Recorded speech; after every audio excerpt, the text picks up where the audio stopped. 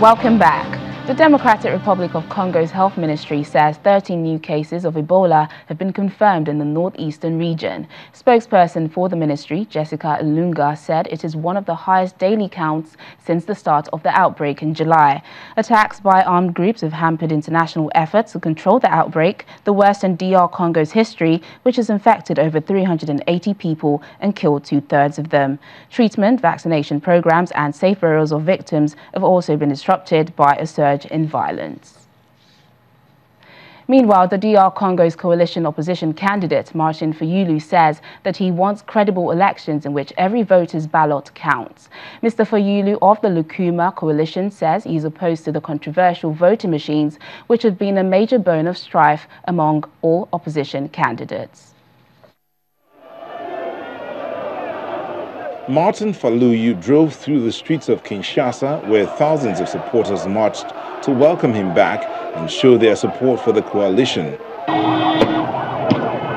Police used tear gas briefly to disperse crowds that had overtaken the main road from the airport.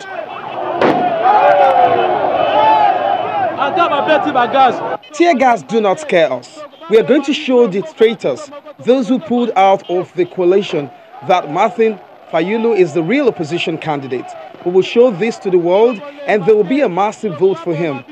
The Congolese will vote for Fayulu. Mr. Fayulu was chosen as a common candidate of 5 opposition parties to face President Joseph Kabila's chosen candidate for the ruling party coalition, the FCC party's Emmanuel Shadari.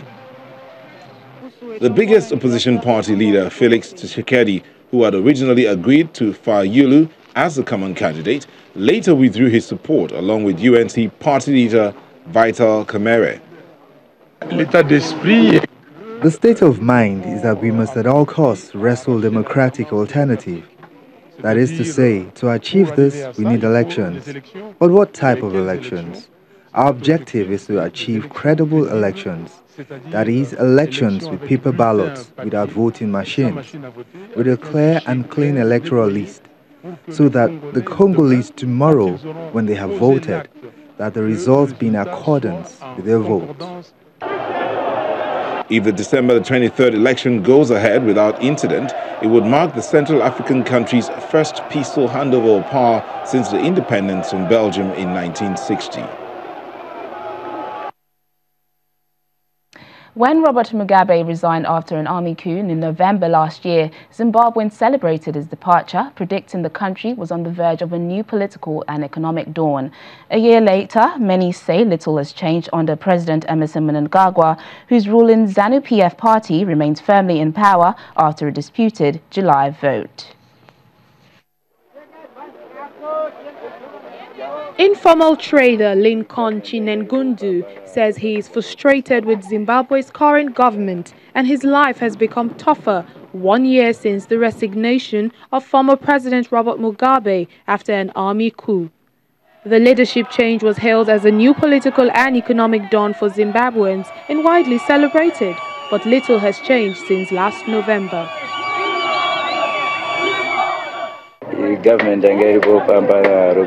The previous government under Robert Mugabe was far much better than this one. We all expected things to change for the better, but things have gone from bad to worse, especially for us informal traders. Chinengundu says his business is low and is hurt by low customer spending and a difficult economy. Inflation in the country soared to double digits in October, the highest in a decade after sharp price increase and an acute dollar crunch. President Emmerson Mnangagwa promises that the economy will soon recover, but said for now, Zimbabweans will have to endure some pain. A currency crisis, a loss of savings, price hikes every day, loss of savings. It's a familiar script to Zimbabweans. It's what's been happening for a while, the last 18 years of Mugabe's rule, the worst period of which was the hyperinflation era by around 2008.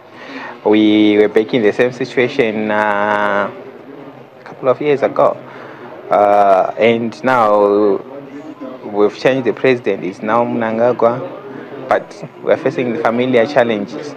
But some young Zimbabweans like Sandisiwe Usumane, who's created a mobile app which allows ordinary citizens to access legal information, are more hopeful. I feel things have changed. I feel people feel free to speak their minds.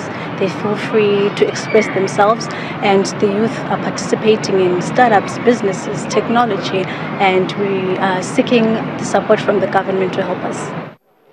It is on the political front that Mnangagwa has come under the most criticism. Government's claim that citizens now enjoy more freedom came on stock on August 1st when civilians died in an army crackdown on post-election opposition protests, in a throwback to the heavy-handed security responses seen in Mugabe's days. While last year marchers were pictured hugging soldiers and tanks, a lot of that euphoria is now long gone. I think it's fair to say that a lot of the people that marched weren't marching in support of the army or in support of Mr. Mnangagwa. They were marching, against Mugabe. Those were two very different considerations, and they were marching for Zimbabwe.